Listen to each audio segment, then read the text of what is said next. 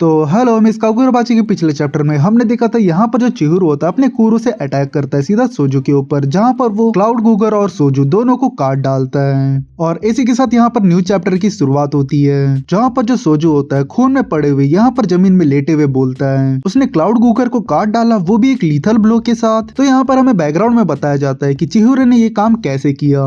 तो यहाँ पर जो चिहिरो होता है अपने अंदर दुगनी स्पिरिट एनर्जी को डाल के सोजू से ये लड़ाई लड़ने के लिए चला जाता है, जहाँ पर वो इस चीज की बहुत ही बड़ी कीमत चुकाता है, जहाँ पर ये चीज उसके पूरे अस्तित्व को चोट पहुंचाती है, वो भी किसी भी घातक घाव से ज्यादा।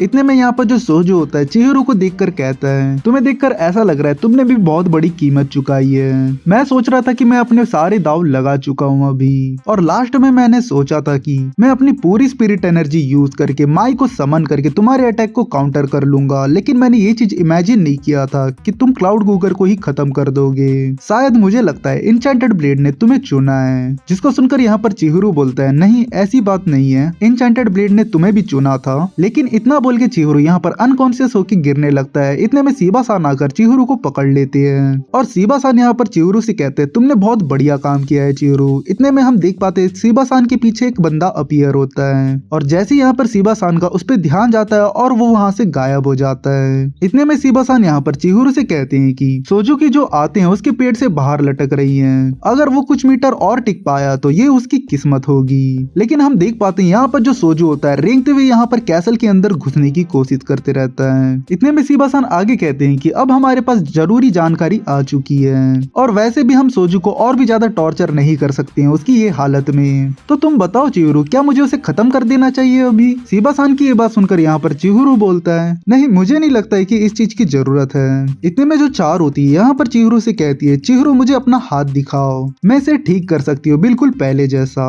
चार की ये बात सुनकर यहाँ पर चिहिरो कहता है, मैं नहीं चाहता हूँ कि तुम इस चीज को छुओ। जिसको सुनकर यहाँ पर चार कहती है, कोई बात नहीं, मुझे इस चीज की आदत हो चुकी है वैसे भी। ये बोलकर वो चिहिरो का हाथ को हील करने लगती है, और भाई लोग वो यहाँ पर रीजनरेट नहीं कर रही है, हील कर रही है। इतने में सीन शिफ्ट होता है और यहाँ पर सोजू की तरफ जाता है, जहाँ पर हम देख पाते हैं वो रेंगते हुए यहाँ पर एक्सपेरिमेंट रूम के अंदर आ जाता है, जहाँ पर वो अपने मन में कहता है कि उन लोगों ने सभी चीज को तबाह कर दिया है, लेकिन मुझे किसी भी चीज की जरूरत नहीं है इनचैंटेड ब्लेड को समझने के लिए।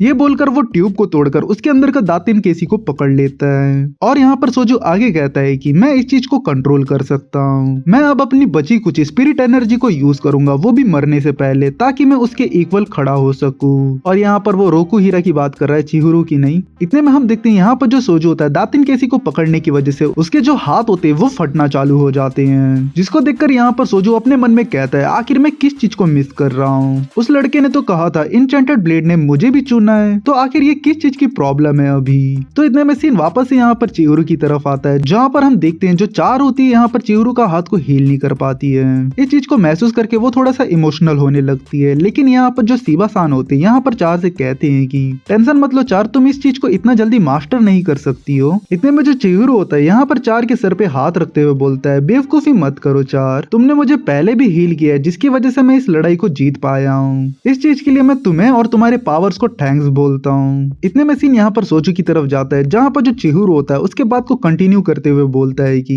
इनचैंटेड ब्लेड ने तुम्हें भी चुना था, लेकिन तुम कभी मेरे फादर के इक्वल नहीं आ सकते, और इसी वजह से मैंने तुम्हें काट डाला था। तो यहाँ पर हम देखते कैसल के अंदर एक बहुत बड़ा धमाका होता है, और यहाँ पर हमें बैकग्राउंड में बताया जाता है कि अबैंडन्ड काबुराटो कैसल अब खत्म हो चुका है, और हमें यहाँ पर सोजू की डेड बॉडी आइडेंटिफाई हो चुकी है। और इसी के साथ सीन शिफ्ट होता है और यहाँ पर काबुनाबी हेडक्वार्टर्स के अंदर आता है, जहाँ पर ये सब लोग बात करते रहते हैं एंटी क्लाउड गूगर स्पेशल फोर्स के बारे में, जहाँ पर वो लोग कहते हैं कि सियोमी, हाजिमे, उजुकी, माकोटो ये सब लोग शहीद हो चुके हैं। और यहाँ पर अजामी आगे कहता है कि खजाने ने अपना एक हाथ खो दिया है, वो भी शोल्डर की तरफ से, और जो इकोटो है वो अभी भी जिंदा है, लेकिन उसने अपने दोनों पैर खो दिए हैं, जो कि अभी वो अनकॉन्शियस पड़ा है। अजामी की बात सुनकर यहाँ पर कूडो कहता है, राकुजा इची को सौंपी गई असली सुनुची ब्लेड से रिलेटेड ये आइटम अभी भी ऑक्शन में है, लेकिन इसको बेचने वाले का नाम बदल दिया गया है, तो इसका मतलब ये है कि सोजू जो था वो असली लीडर नहीं था।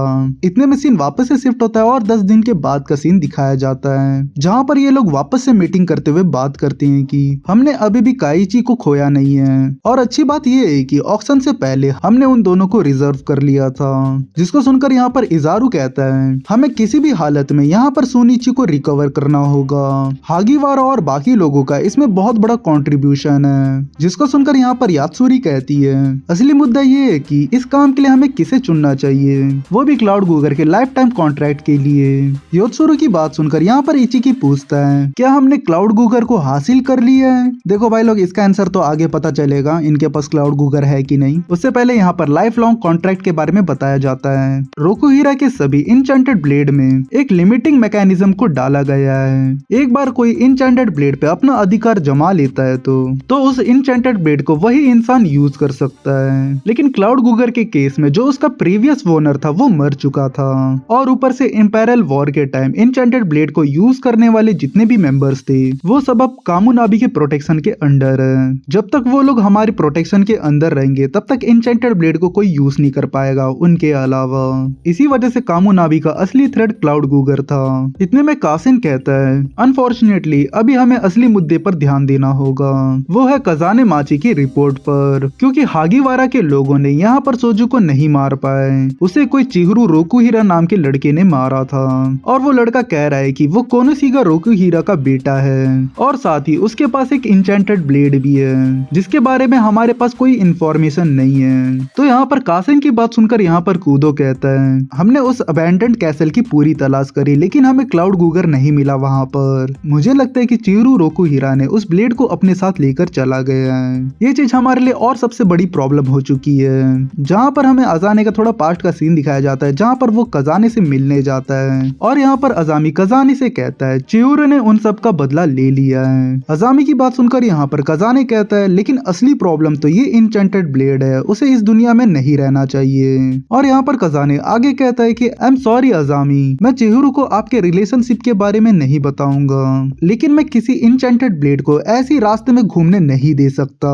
इतने में सीन वापस से प्रेजेंट पे आता है जहाँ पर जो इजारू होता है यहाँ पर अजामी से कहता है हमें 7th इंचेंटेड ब्लेड के बारे में मल्टीपल रिपोर्ट्स मिली है, और साथ ही हमें उसके बेटे के बारे में अभी तक कोई भी जानकारी नहीं मिली है, और मुझे लगता है कि आप इस चीज के पीछे की सच्चाई को जानते हो। और दरअसल इंचेंटेड ब्लेड के पकड़े जाने का पूरा कारण यही था।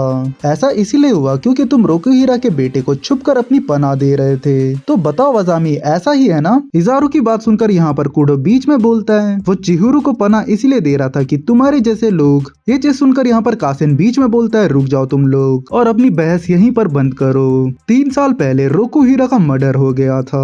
उस टाइम हम लोगों ने डिसाइड किया था कि हमें इंचेंटेड ब्लेड को वापस लाने के लिए हमारी पूरी ताकत लगा देनी होगी। अगर ये बात तुम लोगों को पता होता तो ये एक बहुत बड़ा प्रॉब्लम होता, और वैसे भी इस चीज को लेकर अभी इन्वेस्टिगेशन चल रही है। और तुम लोग ये सोचो कि अभी हम लोगों को क्या करना होगा। क्या हमें चिहिरो को ढूंढकर उससे क्लाउड गूगर को वापस ले लेना चाहिए, और साथ ही उसके 7th ब्लेड को भी? इतने में कासिन आगे कहता है कि अब जबकि हमें पता चल गया है हागीवारे के लोग लड़ाई में बहुत ही कमजोर थे, इस बार हमें 2 ब्लेड्स को वापस लाना है, जिसकी वजह से जो खतरा है वो और भी बढ़ चुका है। इस चीज को सिर्फ एक ही इंसान कर सकता है जिसके पास इंचेंटेड ब्लेड से मुकाबला करने की ताकत है। हम हमारी तरफ से कामुनाबी के सबसे पावरफुल फाइटर को भेजेंगे। इतने में हमें उनके पावरफुल मेंबर को दिखाया जाता है जहाँ पर उसके पास एक बंदा आकर कहता है हायुकी तुम्हें वो लोग बुला रहे हैं, आपको फ्लेन बोन अब टॉरेस का यूज करने का परमिशन मिल चुका है। और इसी के साथ ये आर्क और ये चैप्टर यहीं पर एंड होता है। यहाँ तक वीडियो देखने के लिए थैंक यू। तो चलो मिलते हैं नेक्स्ट वीडियो पे।